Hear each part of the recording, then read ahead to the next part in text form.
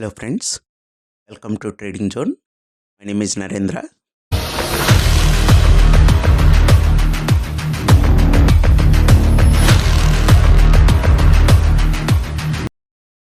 ముందుగా ఈ వీడియోలో షేర్ చేసే కంటెంట్ ఎలాంటి బయ్యార్ సెల్ రికమెండేషన్ కాదు. మీరు మీ ఓన్గా రీసెర్చ్ చేయండి. మీకు అంత నాలెడ్జ్ కానీ సమయం కానీ లేని వల్ల ఫైనాన్షియల్ అడ్వైజర్ని సంప్రదించగలరు. ఈరోజు మనం బన్సాల్ వైర్ ఇండస్ట్రీ గురించి మాట్లాడుకున్నాం. ఫస్ట్ కంపెనీ బిజినెస్ ఎలా ఉంది? ఈ కంపెనీ మెయిన్గా స్టీల్ సెగ్మెంట్లో ఉందండి. బన్సాల్ గ్రూప్ సంబంధించింది, ఉత్తరప్రదేశ్ సంబంధించిన కంపెనీ. మెయిన్గా స్టెయిన్లెస్ స్టీల్ వైర్స్ని ప్రొడ్యూస్ చేస్తుంది. ఆల్ ఇండియా వైడ్ చూస్తే 3000 పైగా స్టోర్ యూనిట్స్ ఉన్నాయని చెప్తున్నారు. 5000 పైగా కస్టమర్ బేస్ ఉంది. 50+ కంట్రీస్లో స్ప్రెడ్ అయింది ఇంటర్నేషనల్గా. కంపెనీకి 5 మ్యానుఫ్యాక్చరింగ్ ఫెసిలిటీస్ ఉన్నాయండి. ఉత్తరప్రదేశ్లో కానీ, హర్యానా, ఢిల్లీ. ఈ మధ్య రీసెంట్గా దాద్రి, పూణేలో మ్యానుఫ్యాక్చరింగ్ ఫెసిలిటీ స్టార్ట్ చేశారు. అది ఇండియాలోనే లార్జెస్ట్ అని చెప్తున్నారు. ప్రజెంట్ ఈ company 3.5 lakh metric ton per annum కెపాసిటీతో ఉంది. FY25 కల్లా 6 lakh మెట్రిక్ పర్ యానం కెపాసిటీతో రన్ అవుతుందని చెప్తున్నారు. అంటే కెపాసిటీ పెంచుతున్నారంటే డిమాండ్ ఉన్నట్టు. ఈ కంపెనీ ఏ సెక్టార్లో ఆపరేట్ చేస్తుందంటే ఆటోమోటివ్ సెక్టార్. ఇక్కడ చూడొచ్చు చాలా సెక్టార్లో automotive, hardware, agriculture, general engineering, customer durables, auto replacement, infrastructure, power and transmission. ఇప్పుడు చాలా డిఫరెంట్ సెక్టార్లో ఆపరేట్ చేయటం వల్ల సెక్టార్ స్పెసిఫిక్గా ఏదన్నా డౌన్ టర్న్ తీసుకున్నా ఆ ఇబ్బందులు ఏమి ఉండవు. కొంచెం ఈ కంపెనీకి సస్టైనబిలిటీ ఉంటుందని చెప్పచ్చు. ఆటోమోటివ్ వచ్చేసి 19% అని చెప్తున్నారు. General engineering 12%. ఇక్కడ చూడొచ్చు ఇన్ఫ్రాస్ట్రక్చర్ 11%, హార్డ్వేర్ వచ్చేసి 9%. కస్టమర్ స్పెసిఫిక్గా చూసినా, సెక్టార్ స్పెసిఫిక్గా చూసినా కంట్రిబ్యూషన్ అనేది తక్కువ అని చెప్పచ్చు. అంటే ఆ రిస్క్ లేదనమాట. ఇక్కడ మీరు చూడొచ్చు ఏ సెగ్మెంట్లో ఈ ప్రోడక్ట్స్ని యూజ్ చేస్తారనేది. కన్స్ట్రక్షన్లో వాడుతుంటారు. కాంక్రీట్లో సపోర్ట్, కాంక్రీట్లో బైండింగ్ వైర్ వాడతాం కదా, అది ఫెన్సింగ్లో వాడుతుంటారు. క్రాప్ ప్రొటెక్షన్కి, ఆటోమోటివ్లో clutch wires, spring wire, electrical and ఎక్విప్మెంట్స్లో కండక్టర్ అండ్ కేబుల్స్, చాలా రకాలుగా వాడుతుంటారు. ట్రాన్స్ఫార్మర్స్, మోటార్స్లో, సర్క్యూట్ బోర్డ్స్లో, అగ్రికల్చర్లో ఫెన్సింగ్ వైరు, క్రాప్ ప్రొటెక్షన్కి వైర్ రోప్స్ కానీ, టైర్ సెగ్మెంట్లో కూడా వాడుతుంటారు.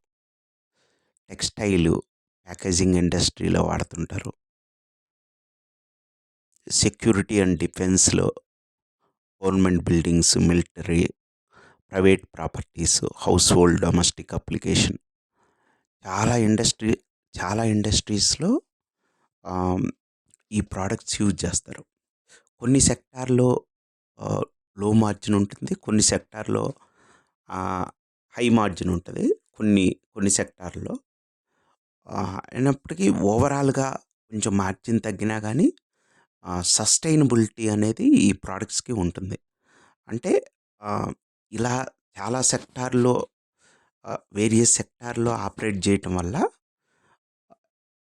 ఏదన్నా ఇప్పుడు ఛాలెంజింగ్ ఎన్విరాన్మెంట్, ఏదన్నా మెటల్ సెక్టార్ బాగా డౌన్ టర్న్ తీసుకొని వీళ్ళు చేసిన ప్రోడక్ట్స్కి మెటల్ సెక్టార్లో కొన్ని సెక్టార్లో డిమాండ్ లేకపోయినా, లేదా వేరే కాంపిటీషన్ వచ్చినా కానీ ఇది సస్టైన్ అవ్వగలుగుతుంది. ఛాలెంజింగ్ ఎన్విరాన్మెంట్లో మంచి రిజల్ట్ ప్రొడ్యూస్ చేయగలుగుతుంది. ఎందుకంటే అది 1 or 2 సెక్టార్స్ మీద డిపెండ్ కాదు, 1 or 2 కస్టమర్స్ మీద డిపెండ్ కాదు. చాలా సెక్టార్‌లో ఇది నెట్వర్కు వెల్ ఎస్టాబ్లిష్డ్ అనమాట. అది బిజినెస్ స్ట్రాంగ్‌గా ఉందని చెప్పొచ్చు ఫండమెంటల్‌గా. తర్వాత ఇప్పుడు బిజినెస్ ప్రాఫిటబిలిటీ ఇస్తుందా లేదా అని చూద్దాం. సేల్స్ 2019 నుంచి సేల్సు 1300 క్రోర్స్ నుంచి 1300 క్రోర్స్ నుంచి 2400 క్రోర్స్ దాదాపు 2 టైమ్స్ పెరిగింది. ఈ 4 ఇయర్స్‌లో రెవెన్యూ 2 టైమ్స్ పెరిగింది. నెట్ ప్రాఫిట్ చూస్తే 18 క్రోర్స్ నుంచి 60 క్రోర్స్ 3 టైమ్స్ పైగా నెట్ ప్రాఫిట్ పెరిగింది. కన్సిస్టెంట్ ప్రాఫిట్ ఇస్తుంది.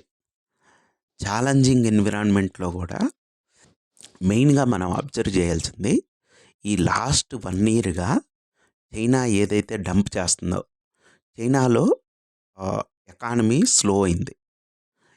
ఇప్పుడిప్పుడే రికవర్ అవుతుంది. ఎకానమీ బాగా స్లో అవ్వటం వల్ల లాస్ట్ 1 ఇయర్, 1½ ఇయర్‌లో అది తయారు చేసిన ప్రొడక్ట్స్ అన్నీ వరల్డ్‌లో డంప్ చేస్తుంది. చాలా తక్కువ ప్రైస్‌కి. అలా డంప్ చేయటం వల్ల మెటల్ ప్రైసెస్ అన్నీ ఈళ్ళు తయారు చేసే ప్రొడక్ట్స్ కన్నీ డిమాండ్ ప్రైసెస్ పడిపోయినాయి. ప్రైసెస్ పడిపోవటం వల్ల చాలా మెటల్ సెక్టార్‌లో చాలా కంపెనీస్ డౌన్ టర్న్ తీసుకున్నాయి. రిజల్ట్ ఏమీ బాగలేదు. కానీ ఈ కంపెనీ మాత్రం మంచి పర్ఫార్మెన్స్ చూయిస్తుంది. అంటే సంథింగ్ ఆహ్, ఈ కంపెనీ కొంచెం డిఫరెంట్‌గా వర్క్ చేస్తుందని చెప్పొచ్చు. కన్సిస్టెంట్‌గా ప్రాఫిట్ ఇస్తుంది. మీరు చూడొచ్చు 1300 క్రోర్స్, 1400, 1477, 2100, 2400 మార్చి మార్చ్‌లో 2200. ఈ సంవత్సరమే కొద్దిగా తగ్గింది. మనం అనుకున్నాం కదా! చైనా డంప్ చేసినందువల్ల రా అదొకటి రా మెటీరియల్ కాస్ట్ ఒకటి పెరగటం వల్ల. ప్రాఫిట్ చూస్తే 18 క్రోర్స్, 26 క్రోర్స్, 40 క్రోర్స్, 40, 57, 60, 68 కన్సిస్టెంట్‌గా ప్రాఫిట్ ఇస్తుందండి.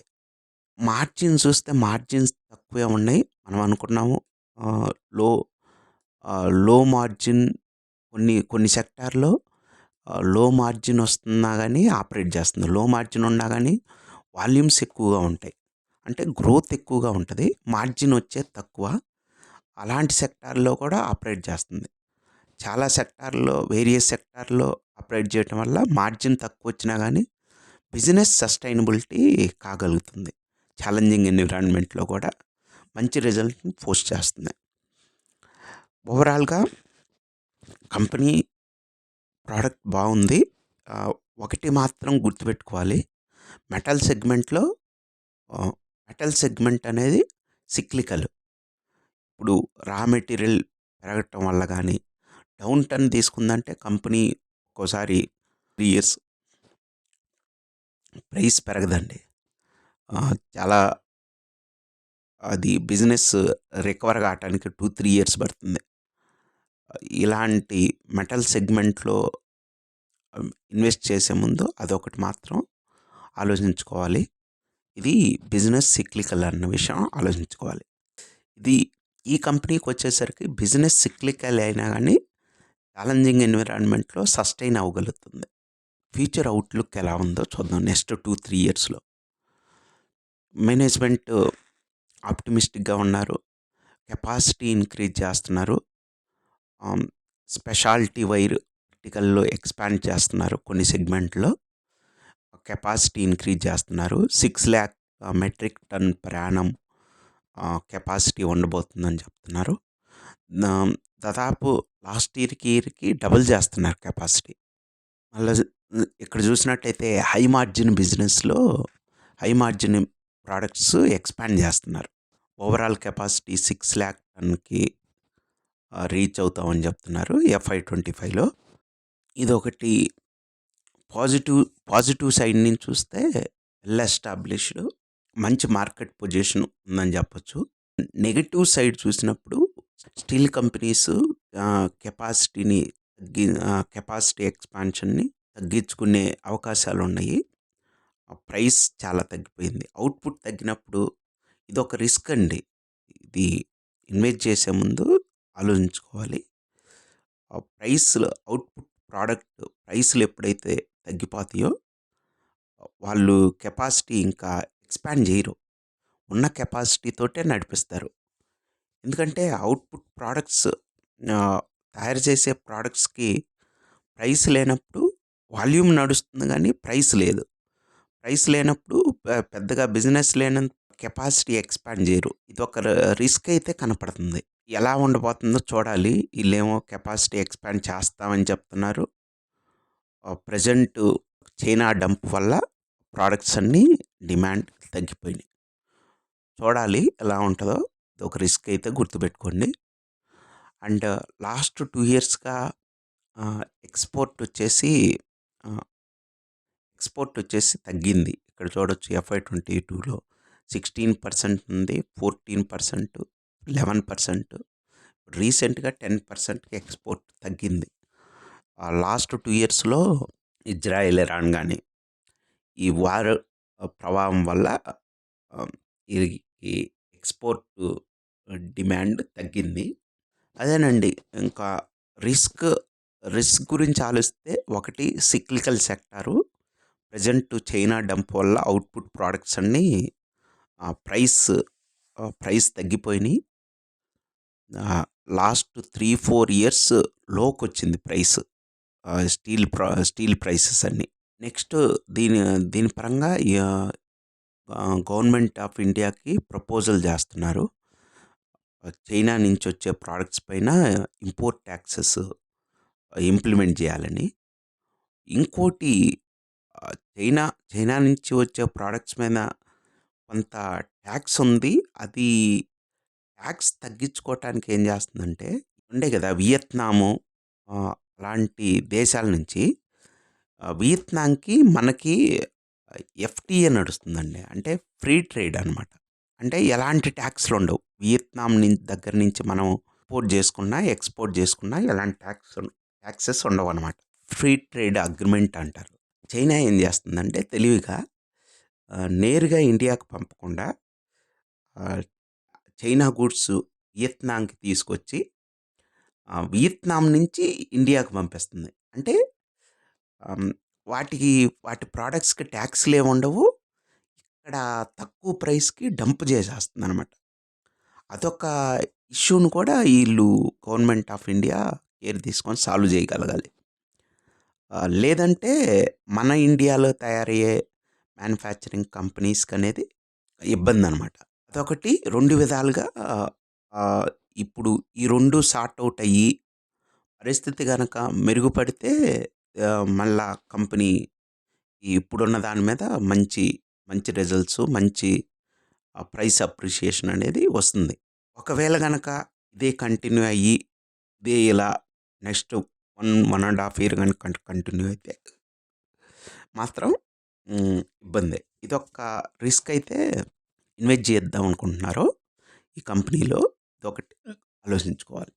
ఇప్పుడు మనం బిజినెస్ గురించి నెక్స్ట్ 2, 3 ఇయర్స్ అవుట్‌లుక్ గురించి మాట్లాడుకున్నాం. లేటెస్ట్ క్వార్టర్లీ రిజల్ట్ చూస్తే ఇక్కడ మార్చి సెప్టెంబర్‌లో 700 క్రోర్స్ రెవెన్యూ ప్రొడ్యూస్ చేసింది. రెవెన్యూ వర్సెస్ 603 అండి.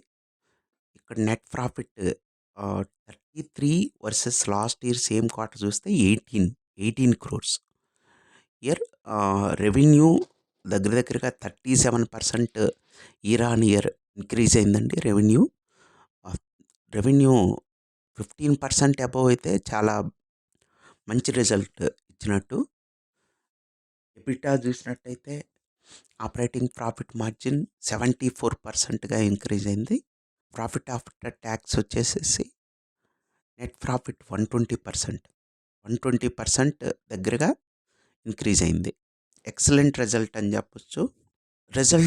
Latest quarterly result excellent.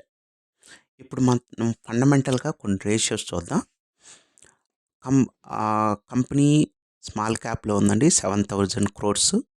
Current price చూస్తే 450 ఉంది.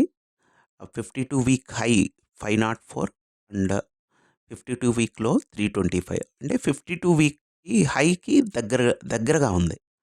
అంటే లాస్ట్ 1 ఇయర్‌గా మెటల్ సెక్టార్ బాగలేదు. ఛాలెంజింగ్ ఎన్విరాన్మెంట్‌లో కూడా ఆహ్, కంపెనీ మంచి రిజల్ట్ ఫోర్స్ చేస్తుంది. అదొకటి పాజిటివ్. ఈ కంపెనీ నేను సెలెక్ట్ చేయటానికి మెటల్ సెక్టార్ సిక్లికల్ అయినా గానీ ఇదొక్కటే కన్సిస్టెన్సీ ఈ ఛాలెంజింగ్ ఎన్విరాన్మెంట్‌లో సస్టైనబిలిటీ ఉంది బిజినెస్‌కి. అదొకటి main reason. ROE return ratios అండి. ఆర్ఓసిఈ 14% ఉంది. ఆర్ఓఈ 20% ఉంది. Excellent return ratios. Return ratios బాగున్నాయి. ఈ కంపెనీ డివిడెండ్ ఏమి ఇవ్వట్లేదు. రిటర్న్ ఆన్ అసెట్స్ చూస్తే 5% అబోవ్ ఉంది. డెప్ట్, డెప్ట్ చూసినట్టయితే 220 క్రోర్స్ ఉందండి. డెప్ట్ to equity 0.20 less than 1. 0.20 almost negligible డెప్ట్. ఎలాంటి ఇబ్బంది ఏం లేదు. కంపెనీ ఫండమెంటల్‌గా స్ట్రాంగ్‌గా ఉందండి. కంపెనీ ఫండమెంటల్‌గా స్ట్రాంగ్‌గా ఉందని చెప్పొచ్చు. షేర్ హోల్డింగ్ ప్యాటర్న్ చూద్దాం.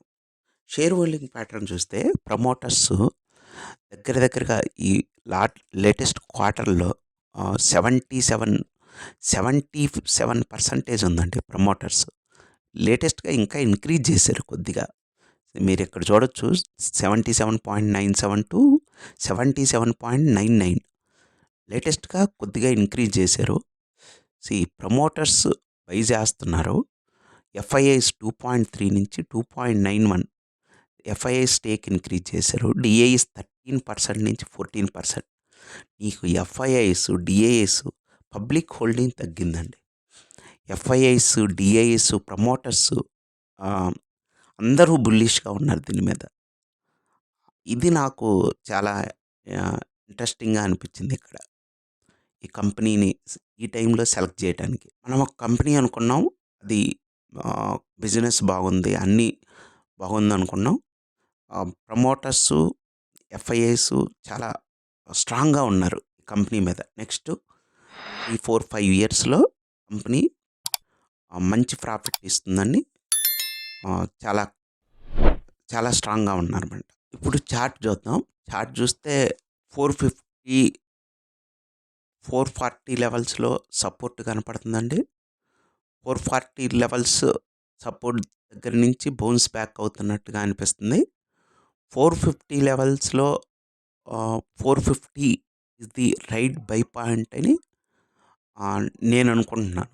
ఈ ఈ స్టాకు 7 ఇయర్స్ గనక నెక్స్ట్ 5 ఇయర్స్ 4, 5 ఇయర్స్ కన్నా హోల్డ్ చేసినట్టయితే మంచి ప్రాఫిట్ ఇస్తుందని నా పర్సనల్ అభిప్రాయం. ఈ స్టాక్ గురించి మీరేమనుకుంటున్నారు? ఫ్రెండ్స్, ఒక వీడియో చేయాలంటే 7, 8 అవర్స్ కష్టపడాల్సి వస్తుంది. కష్టపడితే కానీ ఒక వీడియో కాదండి. మీరు లైక్ చేయండి, సబ్స్క్రైబ్ చేయండి. ఈ వీడియో నచ్చినట్టయితే ఫ్రెండ్స్ అండ్ ఫ్యామిలీ మెంబర్స్కి షేర్ చేయండి. Thank you very much.